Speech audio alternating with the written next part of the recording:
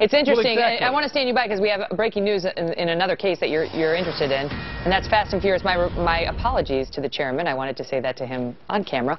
But I want to get right to William Lajeunesse, who's got this breaking news in connection with Fast and Furious and the death of Brian Terry, a Border Patrol agent in L.A. William?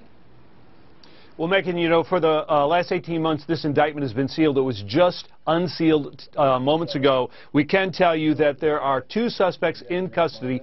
4 suspects are still at large in Mexico, and they have just revealed they're basically putting a $1 million reward, $250,000 per suspect, out there for these men still at large.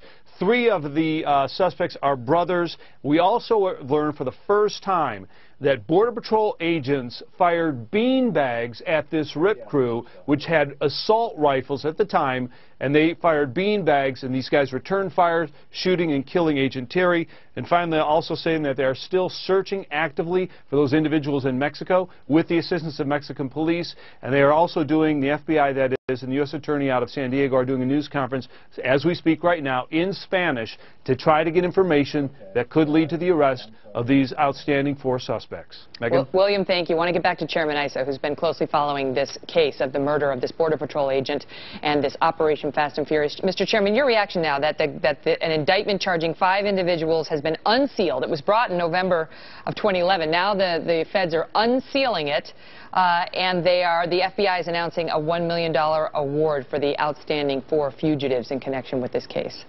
Well, I applaud what they're doing, but I condemn the timing. It's very clear that the timing has everything to do with the House of Representatives holding Eric Holder in contempt for not turning over information. This should have been done. The Terry family should have seen this attempt to go public and to try to get the murderers of Brian Terry. They should have seen it happen a year ago.